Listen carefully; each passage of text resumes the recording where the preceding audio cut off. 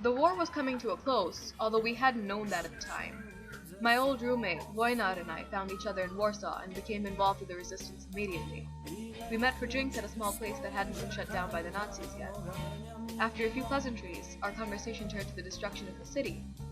At a lull in the conversation, I pulled out my current project. Writing something, Turchin? You're drawing the construction of the ghetto? I'm painting it, yes. It's important to record what happened here. The world needs to know. That's balderdash, total rubbish. The closer you look at this, the less it resembles anything at all. You can't even tell what these shapes are. They dissolve into brushstrokes. What style is this? The closer you look at the actual construction of the ghetto, the less it resembles reality. Can it be real at all? In the modern world? It seems to me all of this, the Nazis, the war, all of it, is the reflection of a reflection, nothing more. None of it is real. It can't be. Does this all sound like rubbish to you? Why are you painting this, though? The Jews, the evicted Poles, the poor, the dead? Why not paint something happier? We've been friends this long and you still don't understand that my biggest concern is the plight of the poor? They are people and their needs are real. Their stories should be recorded too. Voynach said something I found silly then, that you can't know anything, and that all knowledge changes anyway. For a man whose entire life revolved around his love of wisdom and knowledge, he sure held a silly belief that knowledge is always shifting, and it's pointless to write anything down. Wow, great words from the philosopher Voynach. I bet you never write anything down? Not even a grocery list? Never. If anything is dreadfully important, I'm sure one of my lackeys will scratch it down for humanities to puzzle over centuries from now. That's a great one. You're the wisest man in Warsaw. I'll write this gem down for posterity, just so they don't forget. Oh, clever boy. We had to leave then, but made plans to meet one of our contacts, a man named Barchok, later that day, not yet knowing that the events of the night would lead us to our ends. When we arrived that night at Barchok's flat, there was a woman there who we had never met. Her name was Helena Boritz, and she said she'd been in India for the past 5 years, involved in a political uprising that was based on the ideas that the American Thoreau had advocated 100 years ago. All the way to India to see a political uprising? There's some of that happening right here at home. She's always been interested in politics and political strategy. What makes a good leader, that sort of thing. I am aware of the situation here. I'm back to help. You? I don't think it was necessary for you to return in such a hurry then. How much can you do? Think of what you can do and multiply it by 1,000. That's what I can do. I'm just saying that it'll be more difficult for you, being a woman. Being a woman doesn't exclude her from understanding anything. Every person is equally capable of thinking, learning, and acting. We're going out tonight, banging on some walls. Do you want to come with us? Very much so. Where do you want me to meet you? We can pick you up from here before we leave. The city's layout has changed in the past 5 years. We can show you around. We'll be there at 10 tonight. Be ready. When we met later that night, we took the opportunity to question Boritz about her motives in returning to our war-torn nation. What makes you believe so strongly in the cause? You haven't even lived through the damage, and you haven't seen Hitler's forces. No, but if there's one thing I know, it's that no nation headed by a single man can last for very long. Germany is bound to fall, and soon. What are we even doing tonight? You weren't very clear. We're trying to spread the word about the uprising. It's not just a rumor, then? Hopefully not. We've been spreading the word as best as we can, leaving pamphlets, going by word of mouth. My personal favorite, artwork. The artwork in question was actually graffiti. We had taken to the streets and were scrawling the Kobitza on the walls of Warsaw. The monogram P and W stood for Fighting Poland and Warsaw Uprising. Unfortunately, just then, we heard a rough voice from behind us. What's going on here? Feeling patriotic? You three and your younger brother? The Nazi kicked at a small boy sleeping on the street.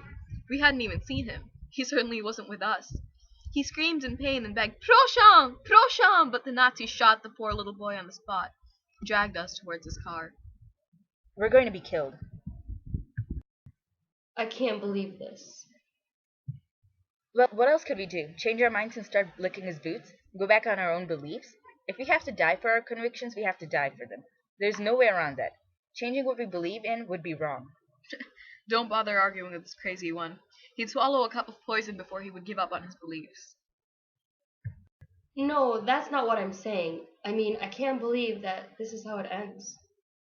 It won't. The uprising is going to happen anyway. It's just we won't be able to see it. There's some comfort in knowing that it's not over. This is going to be continued.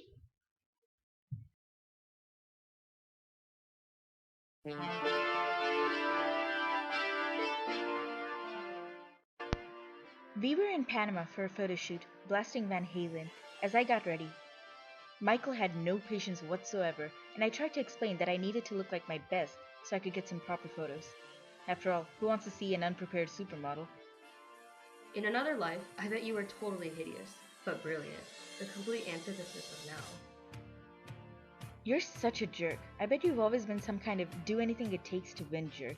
It runs too deep to be limited to this lifetime. I turned off the boombox as he rolled his eyes at me and turned on the television. The news was on. And reports have surfaced that the Nazi officer who escaped before the Nuremberg trials decades ago has been seen in the South American country of Colombia. He's disgusting. It's so unfair that people like him can do what they want to do and get away with this kind of thing. It's disgusting. He must not have understood that what he was doing was wrong. Are you an idiot? How does someone not know that murder is wrong? He did what he did so that he could terrorize people into following him.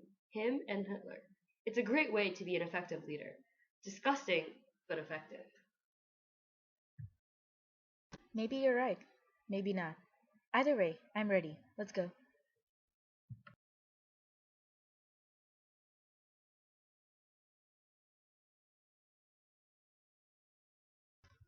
We were in the car, and I found myself waking up. I don't remember falling asleep, and when I looked out the window, I didn't recognize any of the passing streets. Michael, also sleepy, asked the driver if he was sure we were going in the right direction. Yes, I'm sure.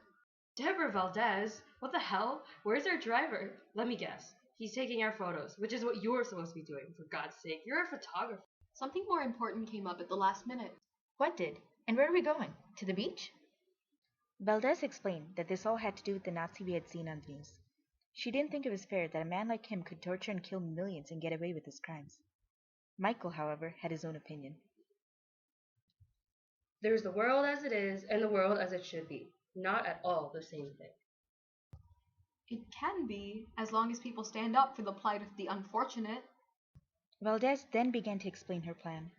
I'm going to bring this man to justice. I'm going to take him to Warsaw. The filthy worm deserves it. Are you insane? I just believe in fighting for people. I believe in recording things as they are. And I don't believe there has to be a difference in the world as it is and as it should be. You're a glamour photographer, and clearly crazy. I don't just take photos of rich people. You know I also do. Yeah, street photography, regular people. Yes, regular people doing regular things. Slice of life. I know it's unheard of now, what with everyone trying to glam it up and be the next Michael Jackson or Princess Di. But I think that the everyday... So your plan is to drive into Colombia, find the man, and get him? Essentially, yes. That was my plan. That's why I knocked you out. We drove into Colombia and back. Hey, easy, back off. You're gonna wake the sleeping beauty.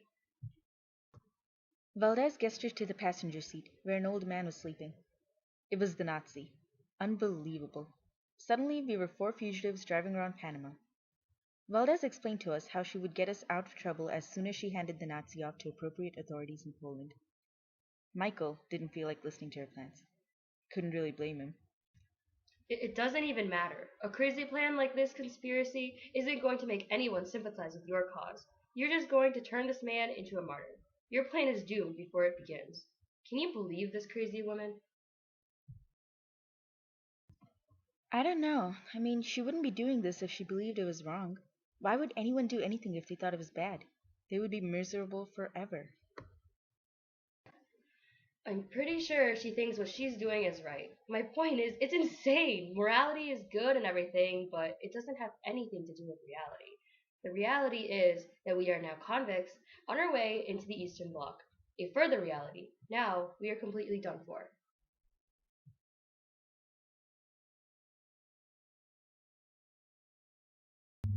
We walked together down a street in Warsaw, Sophia, Michael, and I. We tossed the Nazi in a wheelchair and pushed him along, asleep or unconscious. Almost immediately, Sophia and Michael got into an argument. They're going to stop us from getting onto the plane back to the U.S. It doesn't look good for us to have been in Panama and in Poland within 48 hours. Sophia mocked him in his fear of being unable to return home, to which Michael pointed out that Sophia was also terrified of the same outcome.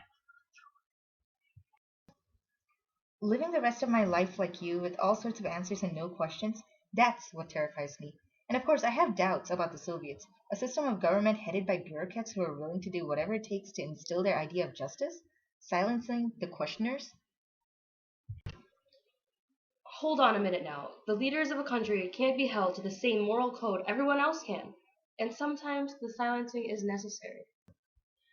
What are you talking about? First, the only good leader is someone who asks questions, a lover of wisdom, because second, asking questions is the only way to learn anything, or to teach it.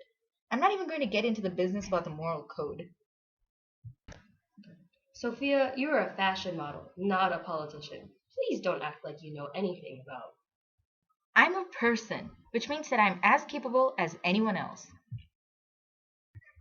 People on the street were turning to stare at us. I told the two to shut up. They turned their attention to me and asked where we were going, and I was forced to admit that I didn't have a solid plan. Michael began to insult me, but Sophia broke in and pointed out that the Nazi had gotten up and away. We chased after the sprinting war criminal. What the heck? How did he get up and away without us noticing? Maybe he got up and away while the two of you were arguing philosophy. Now, while you two well-educated Richie Riches have had your intellectual and useless discussion, the regular people are going to suffer again, as usual. Look, calm down, you crazy... Got you now, you old piece of... We got him, and found ourselves in front of a wall which seemed strangely familiar. What does it mean? I don't know. I can almost remember, but I don't know if... All I want to say is that it's not over. This is going...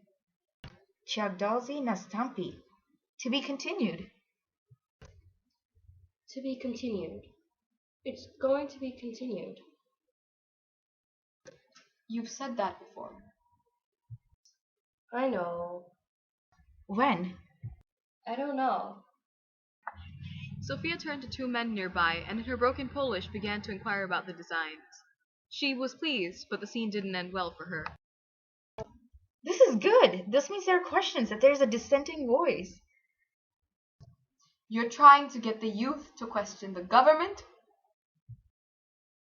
What? No, I meant... You have an American accent. You don't know who we are, do you? You're just trying to corrupt the youth, aren't you? The graffiti is what I'm talking about. You approve of it. You're rejecting the government and introducing new ideas. I'm just asking a question. You're coming with us. And as for you two and your grandfather here, you should get lost before you get in any more trouble. I was prepared to fight for her, but Michael tugged at my arm and pulled me away. I was stunned. Sophia was one of us. But Michael pointed out that it was my plan that had gotten her taken away, and now we couldn't do anything about it. I was ashamed, but he was right. We needed to focus on getting the Nazi to the authorities. A building nearby looked appropriately official, and I suggested we head that way. So you want to drop a war criminal in the hallway of some random building and hope we're not executed. Great plan. We walked down a long hallway that opened into a large conference room. A giant round table with enough seats for at least 50 people filled it. In front of it stood a single man with a remarkable mustache. Yes? Hello, we've brought you a Nazi. What? This man, he's the Nazi who's been hiding in Colombia. We found him, and we brought him here. Now we're leaving him here and going home. Hold on. Who are you people? I introduced ourselves. To my surprise, the man had heard of me, and he pulled out my latest collection of photographs. How nice. Does anyone care about the war criminal? Is he still alive? Looks like he's not breathing. Yes, he's alive.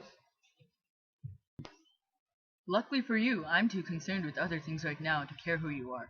So I suggest you show yourself out. Leave the old man. We turned to leave, but the man told us to wait. He offered me a job with the Polish government, promising that huge changes were in the air in Poland and throughout Eastern Europe. I can't do that. Why not? This is what I've been against my whole life. The hierarchy, the unfairness. Look at these photos. Look at how real and how raw they are. The naturalism evident in their composition. Look at the wrinkles in his face. This is what I'm asking you to do. Stay here, work for the government, document these changes in the lives of normal people here. You can't really be considering this, Valdez.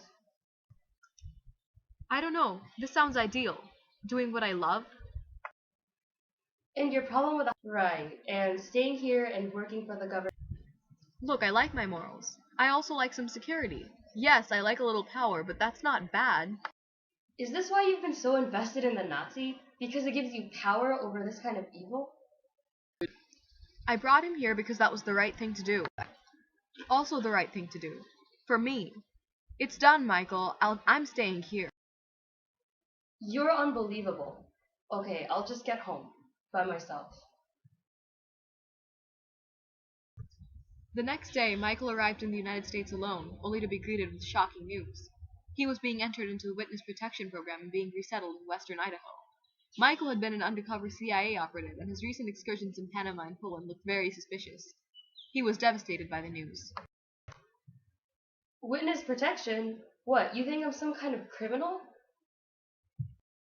You kidnapped a man, and then took him to Poland, where he mysteriously disappeared. He was a Nazi! It doesn't matter. I'm sorry. You're exiling me to nowhere, Idaho, because you think I'm a threat to the government. In a word, yes. That's crazy! I honestly think Reagan and Bush are the saviors of the US as we know it. Great. Maybe you can take some time in Idaho to write a book about it. Yeah, maybe I'll do just that.